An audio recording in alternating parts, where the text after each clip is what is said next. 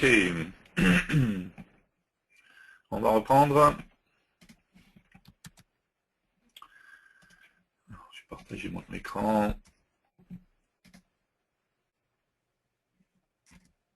Juste par rapport à la dernière question qui parlait du tout press and hold.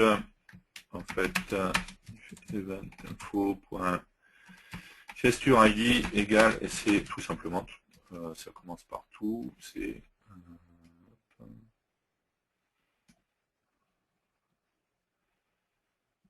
hop.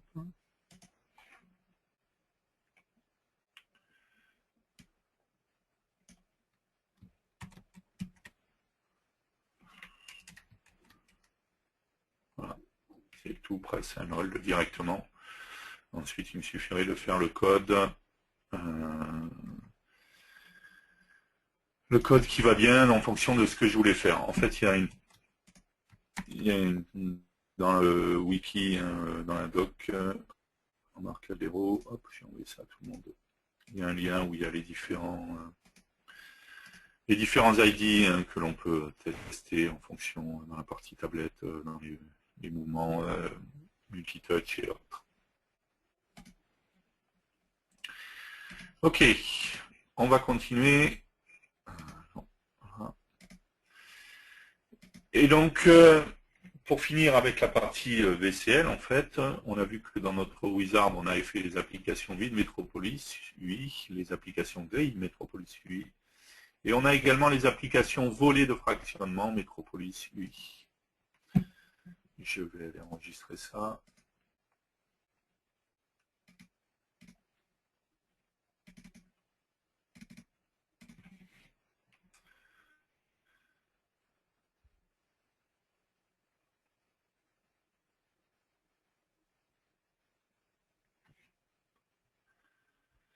Décidément.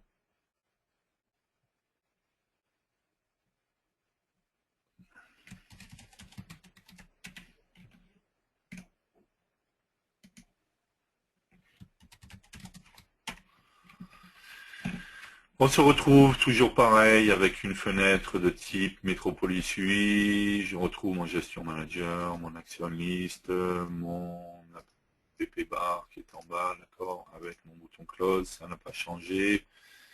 J'ai bien le code pour mettre à jour l'app bar, d'accord, la masquer ou l'afficher, ça n'a pas changé. L'application .terminate quand je clique sur le bouton close.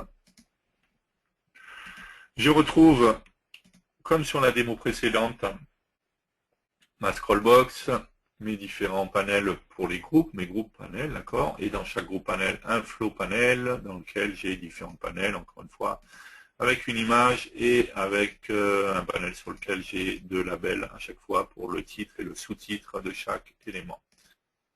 D'accord. Mais ce qui est intéressant, c'est la deuxième fenêtre qui est le split item détail. Alors on va lancer pour voir un petit peu comment ça se présente. Donc ça c'est la même chose que ce que j'avais tout à l'heure, mon titre, mes différentes tuiles en fait. Lorsque je clique, je vais cette fois, au lieu d'avoir seulement la partie détail en fait de mes différents items, d'accord, je vais retrouver sur la partie gauche également la liste de tous mes items que j'avais, d'accord, tout à l'heure. Je reviens ici. Enfin, je vais retrouver non pas la liste des items que j'avais tout à l'heure, pardon. Je vais trouver une liste d'items, d'accord, qui n'a rien à voir avec les items de tout à l'heure, pardon, je dis des bêtises. Et lorsque je vais cliquer sur chaque item, je vais trouver dans la partie droite qui est ici, le détail de chaque item. Donc ici avec une image, un titre, un sous-titre, du texte, d'accord. Voilà, donc c'est une autre manière de présenter. Encore une fois, j'ai toujours le titre en haut, toujours les mêmes polices de caractères, le clic sur la flèche qui me permet de revenir sur l'écran précédent, d'accord. Et donc sur chaque item, la possibilité en cliquant sur chaque item de voir le détail de chaque item. J'essaye de voir où est-ce qu'on pourrait avoir ce champ IHM dans Windows 8.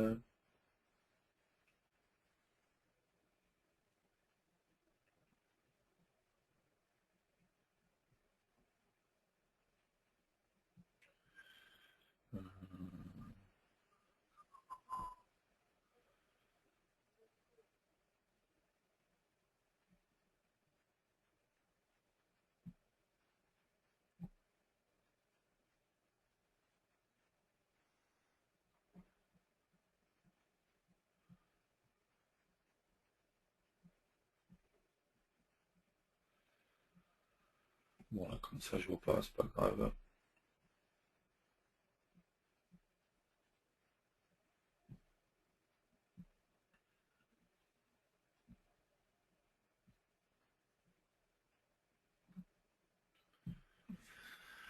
D'accord, donc c'est une autre manière de présenter, de reprendre un look de Windows 8 qui existe déjà et qu'on pourrait réutiliser. Donc on l'a vu très facilement en fait.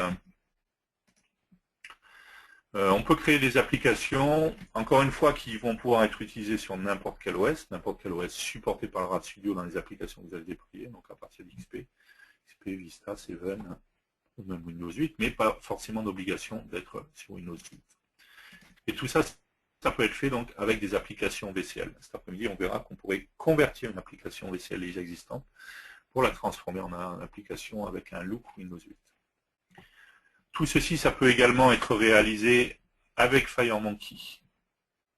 Si je regarde ici, je fais un fichier nouveau autre. De la même manière que tout à l'heure, donc dans le projet Delphi, on a fait application VCL Metropolis UI. Maintenant, on peut faire application FireMonkey Metropolis UI. D'accord. On verra qu'il y a quand même, on va voir qu'il y a quand même quelques petites différences et notamment, on profite en fait de toutes les évolutions que FireMonkey propose pour pouvoir avoir plus de choses justement. Donc je vais faire application FireMonkey Metropolis UI. De la même manière que dans la VCL, je vais tomber sur le wizard dans lequel j'ai les trois choix. On va commencer par une application vide Metropolis UI. Je vais faire enregistrer le projet. Qu'est-ce que je fais? C'est pas ça, mince. Bien qu'il est long, si en plus je fais des bêtises.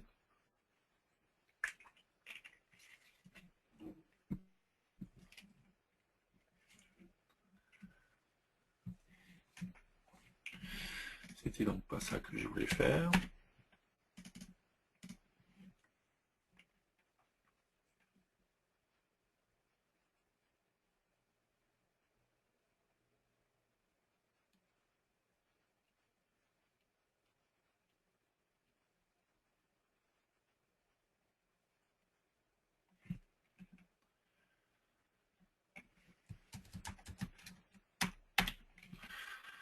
Ok.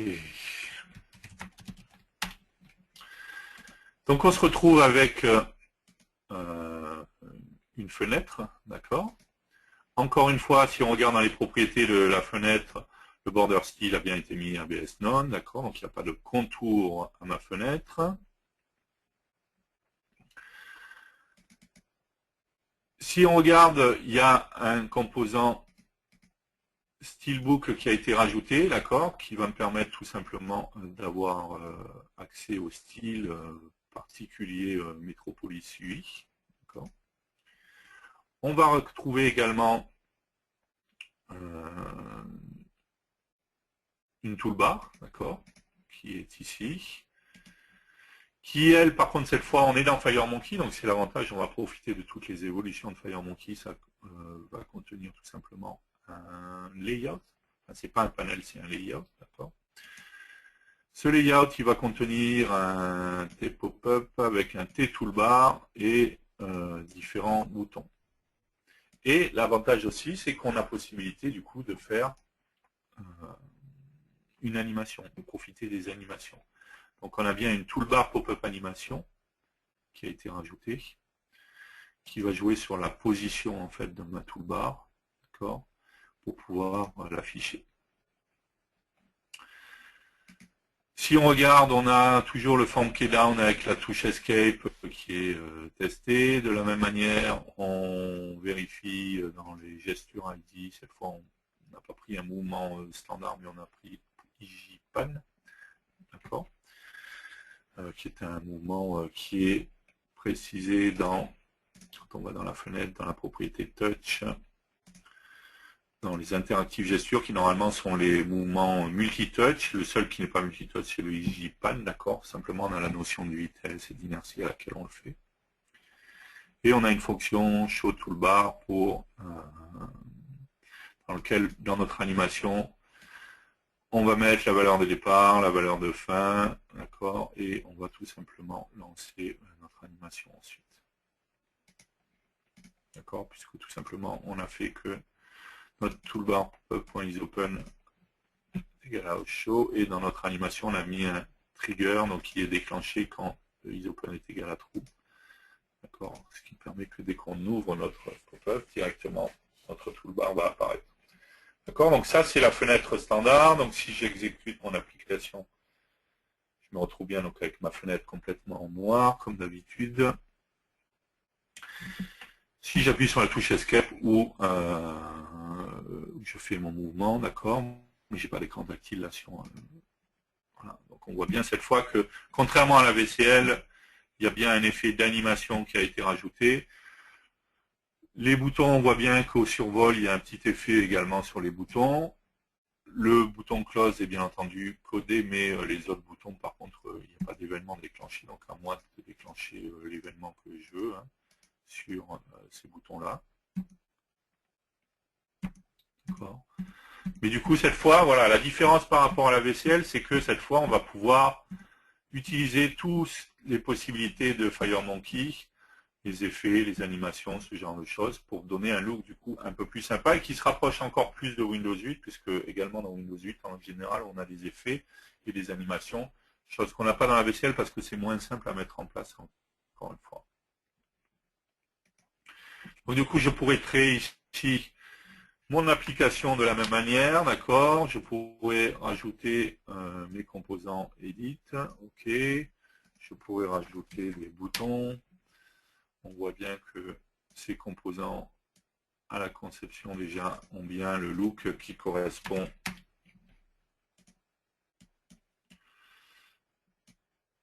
au look Windows 8. De la même manière, si je rajoutais du texte, on voit bien qu'on est voilà, avec les polices de caractère. Donc on est bien sur Sego et UI, d'accord.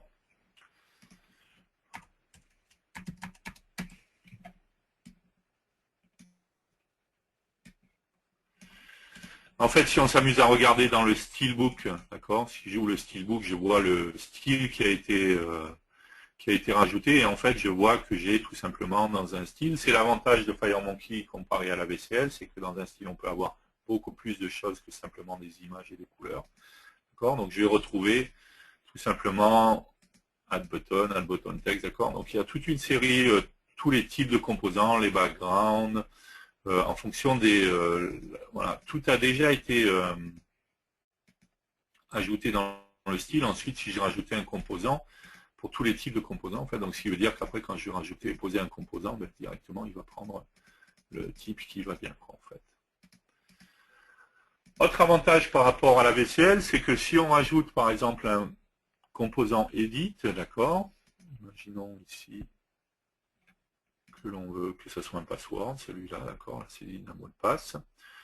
On pourrait cliquer avec le bouton droit sur ce composant Edit et on pourrait rajouter un élément, un Edit button, un Clear Edit button, un Password Edit button, un Search Edit, un T-Ellipse button. Donc si je prends ici par exemple un Password Edit button, je vais bien retrouver l'icône qui est l'icône par défaut qu'on va avoir dans Windows 8 quand on a une saisie de mot de passe.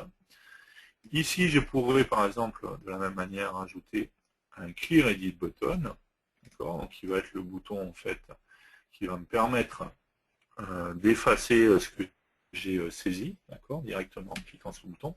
Et tout ceci est bien entendu déjà codé, ce qui me permettrait lorsque j'exécute mon application. Donc ici, j'ai juste oublié de rajouter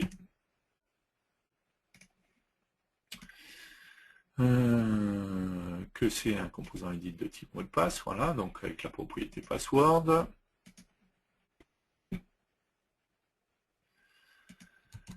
Donc ici, mon mot de passe est bien entendu masqué. Une des nouveautés de Windows 8, c'est qu'on a ce type d'icône, et quand je clique sur le bouton, en restant cliqué, hein, si je clique juste une fois, je vois que je visualise, ça revient masqué. Ça me permet d'avoir directement la visualisation de mon mot de passe. De la même manière, ici, lorsque je clique sur le bouton, je vais bien entendu effacer tout ce que j'ai sélectionné. Voilà. Donc ça, déjà, c'est une nouveauté par rapport à la VCL, puisqu'en fait, on profite de toutes les évolutions, hein, tout simplement, On voit bien que dans le cas de notre Edit 2, ben, il a créé un tclear Edit Button, c'est un type qui existe déjà, d'accord, qui est un composant. Je rappelle que dans FireMonkey, une des principales évolutions, c'est la notion de parent. N'importe quel composant peut être le parent de n'importe quel autre composant. Donc c'est bien le cas dans notre Clear Edit Button, d'accord. Il a été mis en ayant comme parent l'Edit 2. Et je pourrais rajouter ainsi autant de choses que je veux. Je ne suis pas obligé d'avoir simplement un choix. Je peux avoir différents choix, d'accord. Donc je pourrais avoir à la fois ici le mot de passe, mais également rajouter un Clear Edit Button, d'accord. Donc je vais pouvoir de cette manière-là, sur un champ de saisie, rajouter différentes options. Donc le clear qui va effacer et en même temps le mot de passe qui fait afficher en clair mon mot de passe. On voit bien les effets sur les boutons, d'accord. Il y a des effets sympas. On a bien vu également l'effet pour l'animation, je veux dire, pour l'apparition de la PP bar qui est en bas. Ok, donc voilà, on voit qu'on va beaucoup plus loin du coup que la VCL, tout simplement parce que FireMonkey nous permet plus de choses, d'accord. Ici, encore une fois, sur les edits, je suis passé par là, ajouter un élément. Rien ne m'empêche d'aller dans l'éditeur d'éléments où je vois les éléments qui ont été rajoutés. Et je peux également ici choisir le type d'élément et rajouter un élément. Il en existe d'autres, hein, si ce n'est que les autres, on va les ajouter là. Encore une fois, on peut tous les ajouter, il n'y a pas de problème.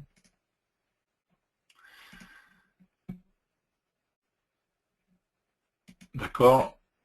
Autant ces deux-là, effacer et afficher le mot de passe, alors quand on a un champ de type mot de passe, bien entendu, sont déjà codés. Les autres, bien entendu, c'est à moi de coder ce que je vais faire sur le rechercher, c'est à moi de coder de faire ce que je vais faire ici sur les ellipses button et ici sur le bouton standard.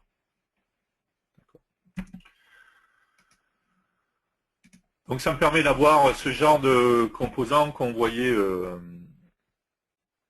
on l'a dit dans Windows 8, hein, dès que j'ai une saisie à faire, hop, on l'a vu ici par exemple sur la recherche, on voit bien, donc là on a bien le même style de composant pour la recherche. Donc ici, quand je vais taper, je peux masquer également, je vais cliquer ici pour que ça lance ma recherche, d'accord. Donc c'est le même type d'aspect que ce que l'on va avoir dans Windows 8. Ok, donc ça c'est pour la fenêtre standard. Encore une fois, si j'avais besoin de rajouter une autre fenêtre, de la même manière que tout à l'heure, je ferai fichier nouveau autre. Et dans fichier Delphi, je ferai une fiche FireMonkey Metropolis UI. D'accord, je me retrouve avec la même fiche. Le steelbook a été rajouté, la toolbar est présente. Donc tout ce qui est prévu sur la fiche est déjà mis en standard, hein, avec le code qui correspond, comme tout à l'heure. À moi de rajouter ensuite ce que je vais mettre sur cette fenêtre.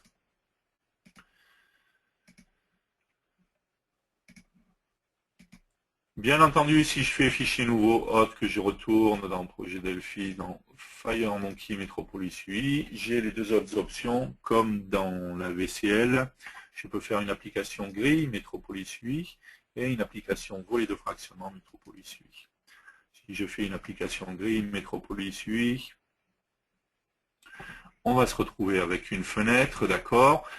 La différence, c'est qu'on n'utilise peut-être pas forcément les mêmes composants que dans la VCL, encore une fois, parce que FireMonkey va me permettre d'avoir accès à beaucoup plus de choses, d'accord. Je vais trouver donc avec ma fenêtre, toujours pareil, hein, pas de contour sur ma fenêtre, d'accord, mais non, ok. J'ai un steelbook qui a été rajouté, un composant steelbook qui est ici, d'accord. Dans ce steelbook, je vois que tout a été rajouté, d'accord. En fait, si on regarde, hein, comme dans la VCL, on ne l'a pas montré sur l'autre, mais ça serait la même chose. Si je vais dans C, Programme File, Embarcadero, RAD Studio, 10.0, Resist. Dans Style, de la même manière que dans VCL, dans FireMonkey, FMX, je vais trouver 4 styles, d'accord, Metropolis UI Black, Metropolis UI Blue, Dark et Green, pour avoir le même type de style que ce que j'ai vu dans la VCL. pour avoir le fond bleu, noir ou vert, hein, et correspondre aux différents types Windows 8 qui existent.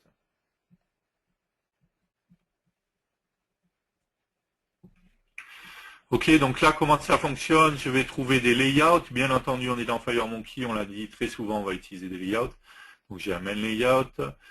Dans ce main layout, je vais avoir un header layout dans lequel j'ai mon titre, bien entendu, d'accord, qui est là, qui est un label, tout simplement, d'accord, qui est ici.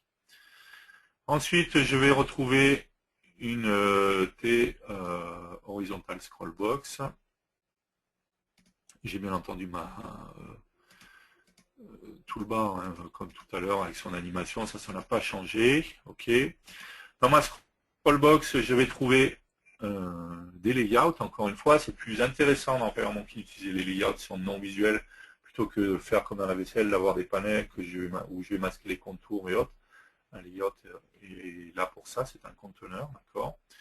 Dans mes groupes layout, je vais avoir un titre pour mon groupe, d'accord.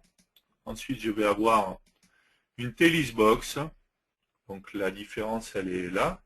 C'est que contrairement à la VCL où j'utilisais des flow panels, ici je vais utiliser tout simplement une listbox, d'accord, qui utilise le type transparent listbox style.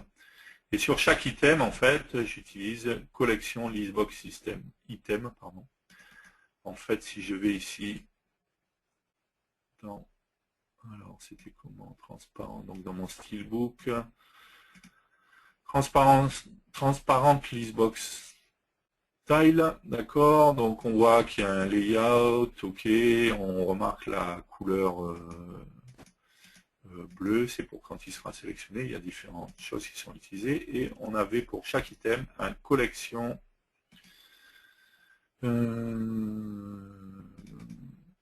listbox system, d'accord, dans lequel on peut avoir du texte. On a une animation pour le texte, d'accord, avec la couleur. Donc ça, on avait vu ça quand on avait vu FireMonkey, on avait vu que même une listbox, on n'avait pas fait ça avec une listbox, je crois qu'on avait fait, si on avait fait ça avec une listbox, je ne me rappelle plus, aussi avec une listbox, qu'on peut changer le style d'un item de manière à avoir une listbox qui est complètement différente que la listbox standard. Donc là, on a, voilà, on va retrouver du coup une image, on va retrouver toute une série d'informations, d'accord, qui seront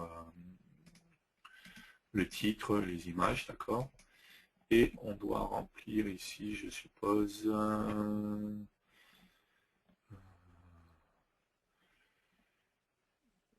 donc ils ont mis des textes par défaut et ils les attribuent, ils les renseignent pas, ils le font pas par le biais du code, d'accord. Donc il faudrait accéder, donc là je vous renvoie à FireMonkey, hein, en utilisant les styles data pour accéder aux composants ou les find style ressources, d'accord, pour accéder aux composants de chaque item et renseigner les informations. Donc du coup, quand j'exécute mon application, j'ai bien mes différents items, d'accord. Quand je vais cliquer, je vais bien avoir le passage sur la fenêtre détail. On n'a pas vu la fenêtre détail, on peut y aller. La flèche qui me permet, encore une fois, on voit hein, toujours l'animation sur la avec la barre qui apparaît en bas, d'accord, la PB bar. L'effet quand je vais sur les icônes, d'accord. Ok, quand je clique sur chaque élément. Alors, il n'y a pas eu d'animation entre les deux, mais ça ne serait pas très compliqué à faire. Hein, on pourrait le faire assez facilement. Et on a bien donc la fenêtre Detail View. Encore une fois, on va fonctionner qu'avec des layouts, un main layout, d'accord, le header layout, le titre, la scrollbox, toujours pareil, et des layouts avec dans chaque layout. Donc dans FireMonkey, de toute manière, très souvent, hein, la plupart du temps, on va utiliser les layouts pour positionner les éléments. Donc à chaque fois, les libellés, les images, et ainsi de suite. Et on remarque la différence, hein, on le voit là. Le bouton, en fait, on l'a pas montré tout à l'heure, on a montré que les édits, on va le remontrer avec les boutons. Le bouton, c'est pas simplement une image, hein, c'est un composant T-button, en fait, tout simplement. Et quand on regarde en style lookup, en fait, ben, tout simplement, à partir du moment où j'ai choisi le style FMX, d'accord, FMX, comment ça s'appelle, je vais y arriver, Metropolis UI, il va falloir que, enfin pas il va falloir, mais je vais pouvoir, en mettant un bouton, accéder directement à tous les types de boutons qui existent sur Windows 8 en fait. D'accord. Mais donc c'est pas très compliqué à faire. En fait, si je partais sur une application, hein, imaginons, oui.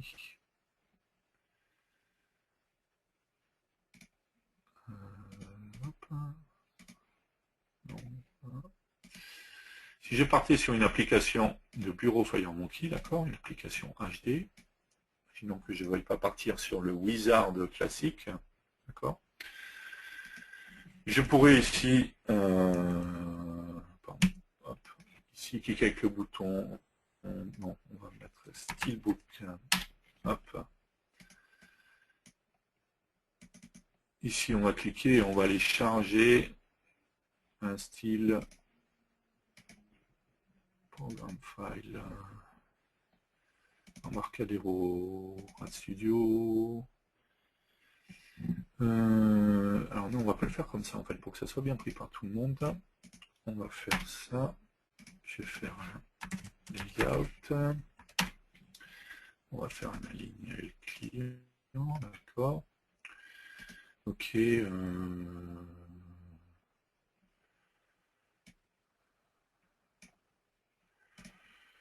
Je vais prendre, je pris mon stylo, j'aurais pu le garder, je suis bête. Ok, je vais charger, donc c'est programme file, on a mis Embarcadero, RadStudio, is0, Modiste, style FMX, et on va prendre le blue par exemple. D'accord, donc on retrouve bien ici tous mes différents types, d'accord. Appliquer et fermer, ok. En fait, j'aurais même pu me passer du légal, bon, c'est pas grave.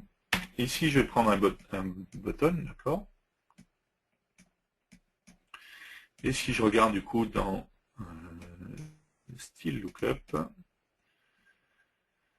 je vais avoir par exemple, alors pourquoi il ne me prend pas ce que j'ai là?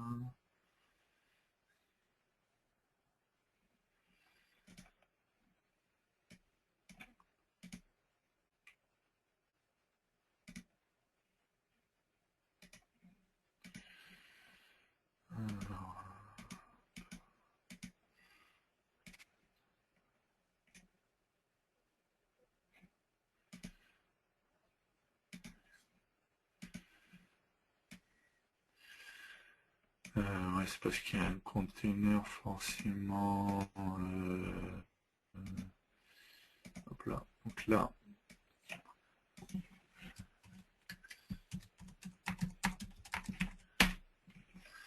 Ok, sur mon layout. Et ici, dans. Pourquoi il ne reprend pas mes boutons? Alors, prenons. Ils ont pris quoi ici quand même?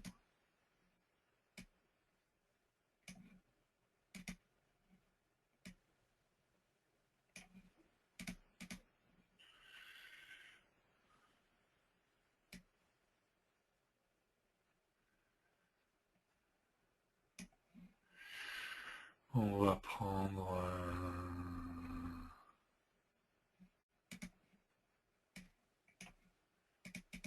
Si on me propose bien. Alors, prenons par exemple. Non, pas ça.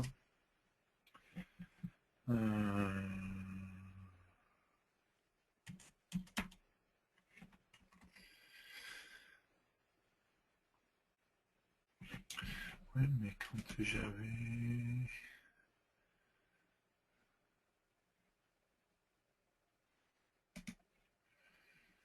Hop.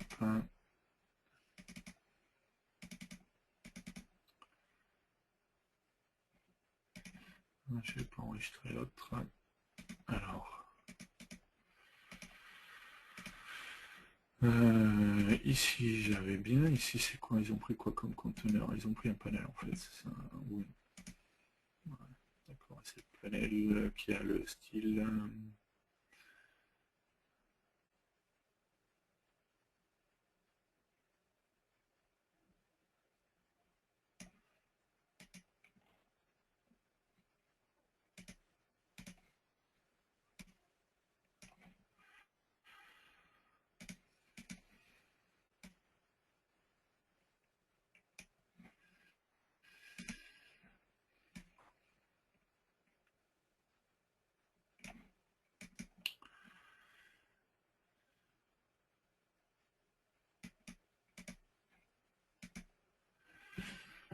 C'était pas celui-là en fait, c'était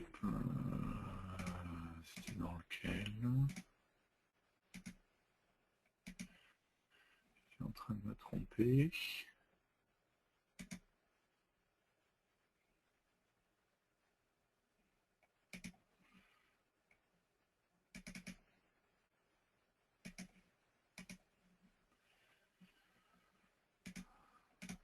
C'est ça que je voulais, voilà.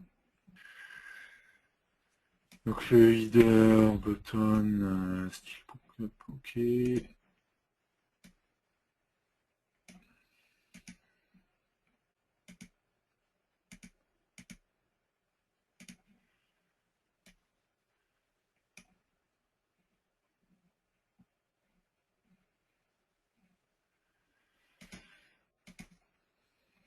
Pourquoi moi quand j'ai fait... Ok.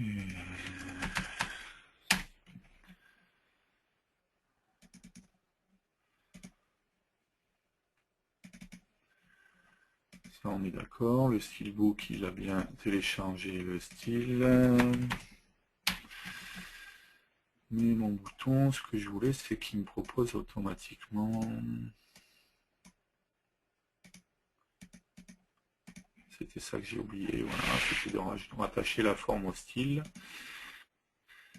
Ce qui va me permettre dans mon bouton, dans style lookup, voilà. J'avais oublié de rattacher la forme au style, c'est pour ça que je ne savais pas. Donc si, en fait, je crée une application FireMonkey HD, je rajoute un steelbook, d'accord. Dans mon steelbook, je vais charger mon style. Donc là, j'ai pris le blue, ça aurait pu être le black, le dark, le green, peu importe. Je n'oublie pas, c'est ce que j'ai oublié tout à l'heure, la forme de la rattacher à mon steelbook, d'accord. Donc dans la propriété steelbook de ma forme, je mets steelbook 1. Et du coup, ensuite, quand je pose un bouton, dans sa propriété style lookup, par défaut, il prend la forme d'un bouton classique, hein, mais je vais avoir tous les types de boutons qui existent sur FireMonkey, sur Windows 8.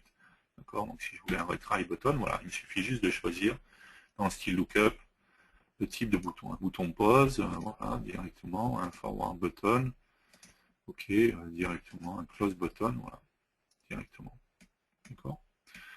Donc même si je passe pas par le wizard, en fait, très simplement, on le voit que je peux, à partir en récupérant le style Metropolis 8 qui correspond, rattacher des types particuliers à des boutons avec la propriété style lookup et du coup retrouver directement un back button. J'ai bien dans la liste en fait ici tous les types de boutons, radio button style, tous les types de boutons qui existent sur Windows 8. Button, voilà.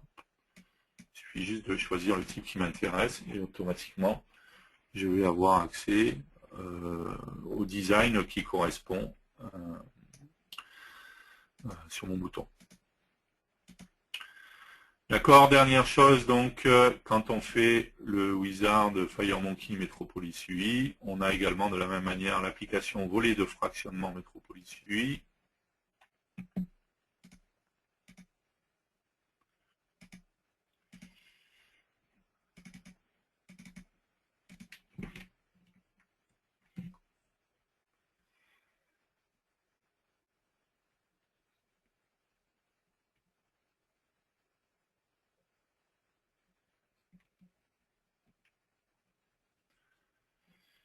Allez.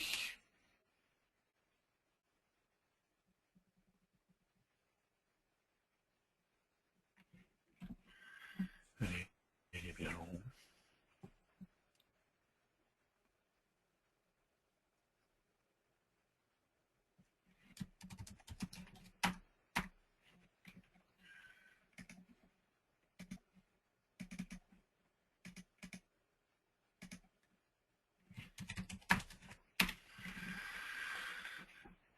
Ok.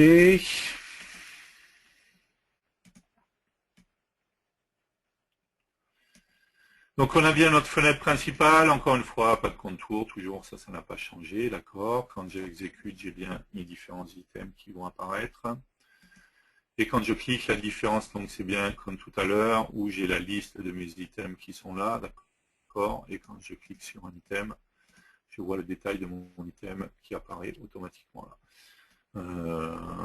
La différence par rapport à la VCL, on voit que quand on a une sélection, on a un effet qui me permet de voir, enfin, avec cet effet bleu, de voir quel est l'item qui est sélectionné, d'accord.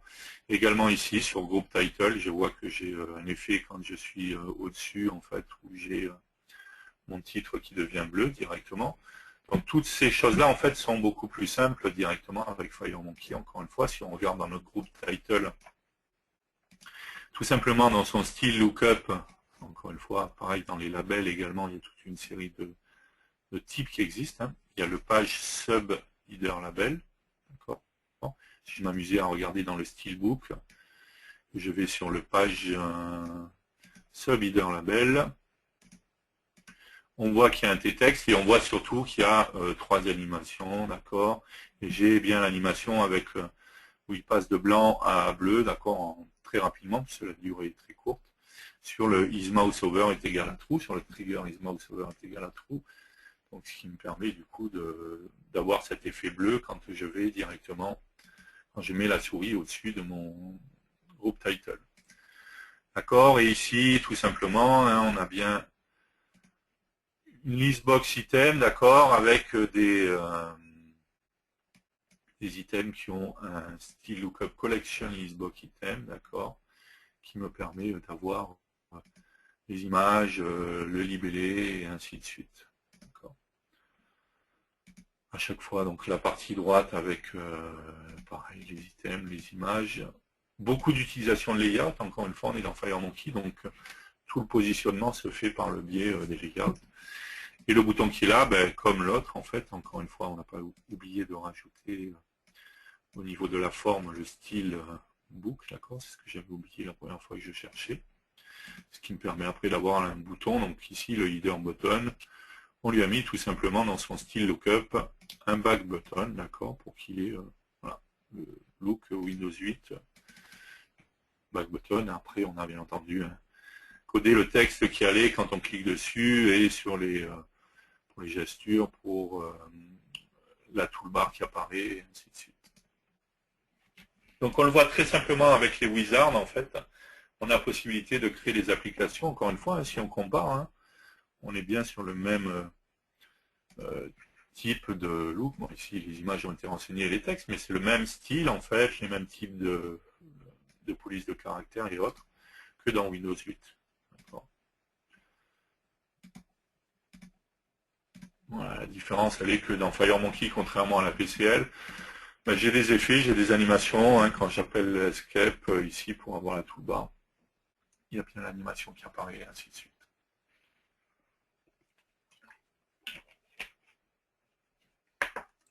Ok. Est-ce que vous avez des questions? Non, c'est déjà tous partis manger en fait. Vous avez trop faim, c'est pour ça. Ok, on va faire... ben, on va aller manger, hein, puisque c'est l'heure de manger en fait. Cet après-midi, on continuera, on verra justement comment on pourrait convertir une application déjà existante en fait. Pour donner un look un look Windows 8 à nos applications, que ce soit des applications VCL ou des applications FireMonkey sur nos écrans, encore une fois. On verra certains composants spécifiques du coup qu'on pourrait réutiliser dans Windows 8. On verra comment on pourrait rajouter une icône qui va lancer notre application. Après, on créera une application qu'on mettra sur Windows 8 et on verra comment on pourrait la lancer et la voir directement dans l'écran d'accueil Windows 8, hein, puisque c'est l'écran sur lequel on arrive par défaut. Voilà, donc Windows 8 c'est un petit peu particulier, hein, je suis d'accord. N'oubliez pas ce que je vous ai dit au début, dans le cas du WinRT, pour le moment, on ne sait pas faire une application WinRT à partir du Delphi C++ Builder X3. Après, c'est vrai que c'est beaucoup dédié aux écrans tactiles, hein, Windows 8. Je suis le premier à être d'accord sur le fait que quand on est sur un PC de bureau, ça n'a pas forcément d'intérêt. Et que de démarrer sur le premier écran où il y a les tuiles, on s'en fiche un petit peu. C'est rigolo 2 minutes, mais au bout d'un moment, on commence à en avoir marre. Et on a envie d'avoir le bureau avec nos applications traditionnelles. Là, je parle d'une utilisation classique au bureau avec un PC et tout ça.